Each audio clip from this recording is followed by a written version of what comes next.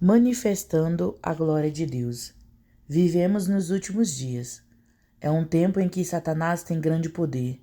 No entanto, temos de lembrar que ele só age quando recebe permissão. É muito bom sabermos que Deus nos liberta de muitas coisas do mundo. Você deve buscar ter a mente de Cristo em todas as coisas. Se você não a possui, não tem como fazer sua obra. Tive de aprender essa lição quando estava no navio a caminho da Austrália. Paramos em um lugar chamado Aden, onde eram vendidos todos os tipos de mercadorias. Dentre outras coisas, havia alguns belos tapetes e grandes quantidades de plumas. Na primeira classe do navio havia um cavaleiro interessado em comprar penas. Comprou muitas delas, mas o lote seguinte era muito grande e ele não queria tantas penas. Ele me perguntou se eu não queria comprar metade. Eu não estava interessado e nem tinha onde guardar. Aquele homem, porém, insistiu que eu comprasse. Percebi claramente que o espírito dirigia a situação, e por isso aceitei. Concordamos em comprar as penas por $15. Então o homem disse que não tinha mais dinheiro com ele, mas que tinha muito em seu camarote. Percebi novamente a direção do espírito e me encarreguei do pagamento. O homem prometeu devolver-me o dinheiro por intermédio de um dos funcionários do navio. Eu disse: não é assim que se faz negócio. Eu sou conhecido em todo o navio. Você me procura. Quando o homem me trouxe o dinheiro, eu lhe disse que Deus queria que eu conversasse com ele. Nós nos sentamos e durante 10 minutos toda a sua vida foi descoberta, revelada. Ele foi tão quebrantado que chorou como uma criança, clamando por salvação. As penas iniciaram todo o processo. No entanto, sabia que jamais conheceremos a mente de Deus sem primeiro conhecer a sua voz. O aspecto mais surpreendente da vida de Moisés é que ele levou 40 anos para aprender a sabedoria humana, para ser despojado e para viver no poder de Deus. Foram necessárias 120 anos para que aquele homem aprendesse. Às vezes creio que precisaremos do mesmo tempo apenas para aprender a reconhecer a voz de Deus, sua direção e toda a sua vontade para conosco. Vejo que toda revelação, toda iluminação e tudo que Deus tinha em Cristo teve de ser trazido à plena luz, para que pudéssemos viver da mesma forma, produzir os mesmos frutos e sermos filhos de Deus cheios de poder. Não devemos limitar a ação de Deus. Temos de perceber claramente que Deus quer levar-nos a um nível sobrenatural. Devemos ser transformados todo o tempo no sobrenatural. Podemos viver todos os dias no Espírito, para que toda a revelação de Deus seja como lentes em nossos olhos que nos ajudam a enxergar com clareza, passo a passo, toda a vontade divina para a nossa vida. Subtítulo: Temos de ser simples como bebês. Toda assembleia que coloca a mão e impede a obra do Espírito Santo certamente secará. A assembleia deve dar total liberdade ao Espírito. Se não agirmos com sabedoria, podemos facilmente apagar o poder de Deus que está sobre nós. É evidente que uma pessoa presente em uma reunião que tem um coração cheio de incredulidade abre uma brecha para a ação do diabo. Também é verdade que, se não tomarmos cuidado, apagaremos o espírito na vida de uma pessoa que é inocente, mas que não consegue caminhar sozinha. Nós que somos fortes devemos suportar as fraquezas dos fracos e não agradar a nós mesmos. Romanos 15, verso 1. Se você deseja participar de uma congregação cheia de vida, deve procurar uma onde o Espírito de Deus manifesta-se. Para manter o foco aceso, cada participante deve ser simples como um bebê, deve ser simples como pombas e prudente como as serpentes. Mateus 10, verso 16. Eu sempre peço a Deus uma medida de graça. É preciso graça para estar em uma reunião, pois é muito fácil, se não tomarmos cuidado. Agimos com base na habilidade humana. Se o pregador perde a unção, pode recuperá-la, arrependendo-se e acertando as contas com Deus. Nunca devemos ser menos espirituais e temos de ter uma linguagem divina, ou seja, a linguagem de Deus. Se estivermos em perfeita harmonia com a graça de Deus, certamente as coisas acontecerão em nossa vida. Mudaremos aquela antiga posição de harmonia com o mundo, onde julgávamos todas as pessoas e não confiávamos em ninguém. E chegaremos a um lugar onde teremos um coração que crê em todas as coisas e que em nenhuma circunstância voltará atrás. Sei que muitos pensam antes de falar. Eis aqui um princípio. Quanto à vossa obediência, é ela conhecida de todos. Comprazo-me, pois, em vós, e quero que sejais sábios no bem, mas simples no mal. Romanos 16, verso 19. Inocentes, sem corrupção interior, nenhum coração cheio de desconfiança, mas cheio de santidade, semelhante a Jesus, crendo que o Deus Todo-Poderoso certamente vigia tudo. Nenhum mal te sucederá, nem praga alguma chegará à sua tenda, porque aos seus anjos dará ordem ao teu respeito, para que te guardem em todos os teus caminhos. Salmos 91, verso 10 e 11. O Filho de Deus que habita no esconderijo do Pai tem o mais toque do céu. Se os santos apenas soubessem como são preciosos aos olhos de Deus, dificilmente seriam capazes de dormir, pensando em seu cuidado e amor. Como Jesus é precioso! Ele é o nosso amado Salvador. Ele é divino em todas as suas atitudes em nosso favor e faz o nosso coração queimar. Nada há semelhante a isso. Os discípulos disseram no caminho de Emaús: porventura não ardia em nós o nosso coração quando pelo caminho nos falava e quando nos abria as Escrituras? Lucas 24, verso 32. Subtítulo: Queimando para Deus. Sempre tenha em mente que o Espírito Santo deve trazer manifestações. Temos de entender que ele é unção, é uma pessoa para mim. É maravilhoso saber que ele pode manifestar-se de forma maravilhosa em seu corpo. Podemos senti-lo desde a raiz do cabelo até a planta dos pés. É maravilhoso sentir nosso ser queimar no Espírito Santo. Quando isso acontece, podemos esperar a operação do dom de línguas, por meio do qual glorificamos a Deus. Exaltamos a Deus em mistérios. O Espírito Santo é que glorifica a Jesus e traz a sua pessoa à luz. Depois que o Espírito se manifesta, é impossível controlarmos a língua. Se você não dá ao Espírito a liberdade de falar, sente como se fosse explodir. Você já ouviu falar de alguém que foi batizado e ficou calado? A Bíblia não menciona tal fato. Você descobrirá que quando fala com Deus em uma nova língua dada por Ele, entra em uma comunhão mais íntima com Ele, jamais experimentada anteriormente. Sem falar na pregação.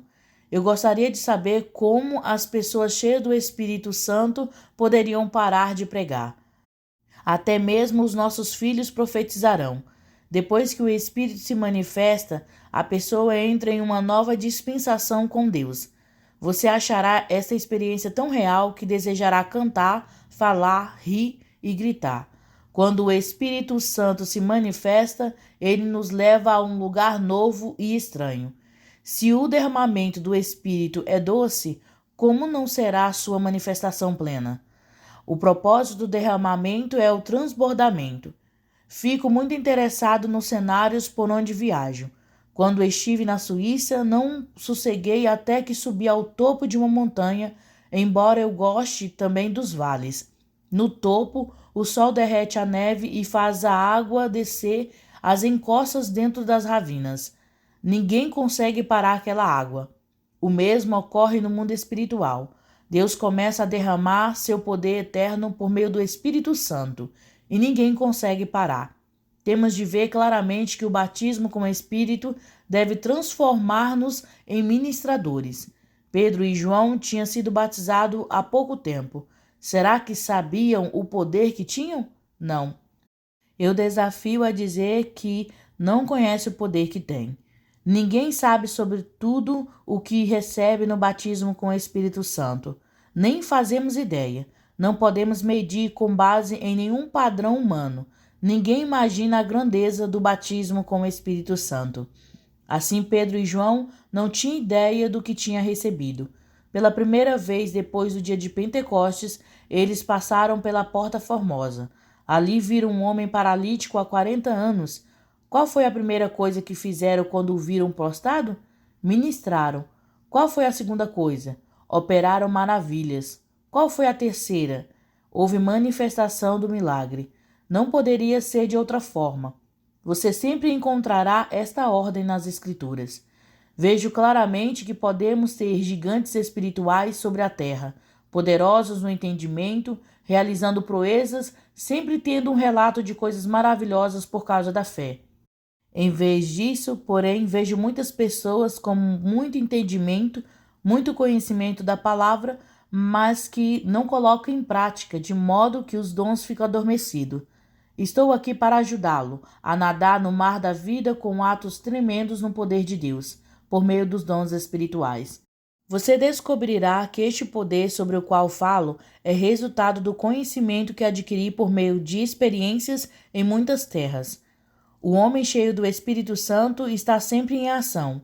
Vejo o nosso melhor exemplo em Atos. Jesus começou não só a fazer, mas a ensinar. Atos 1, verso 1. Ele foi o primeiro a fazer e nós temos de continuar. Subtítulo: Ministério, Operação e Manifestação. Temos de ver que o batismo com o Espírito Santo é uma atividade com manifestações visíveis. Quando estive na Noruega, Deus movia-se poderosamente ali, apesar de eu ter de falar por meio de um intérprete. No entanto, Deus sempre operou de forma maravilhosa. Um dia estávamos caminhando pela rua quando um homem nos parou e pediu para conversar. Éramos 4 irmãos e, como eu estava mais adiante, olhei para trás e percebi que o homem estava com uma grande dificuldade. Perguntei ao intérprete o que estava acontecendo e ele disse: Este homem está com um problema grave nos olhos e está quase cego. Assim que os outros terminaram de falar, eu disse ao espírito que estava afligindo aquele homem: Saia em nome de Jesus. O homem gritou que estava livre.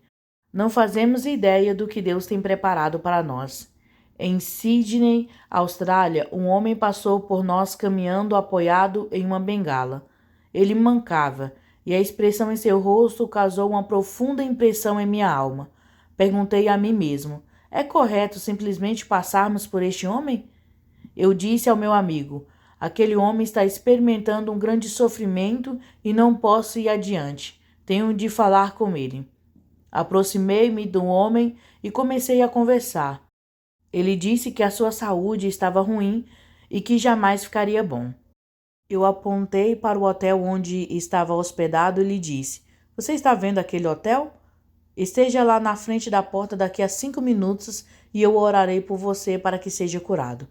Eu estava agindo de acordo com a fé em Jesus. Depois de pagar uma conta, voltei ao hotel e o homem estava na porta. Jamais esquecerei sua expressão. Era como se perguntasse a si mesmo se seria enganado. Como um homem poderia pará-lo na rua e lhe dizer que ficaria curado? Eu tinha falado, e por isso tudo se cumpriria. Se você afirmar algo, tem de ficar confiante em Deus para que se cumpra.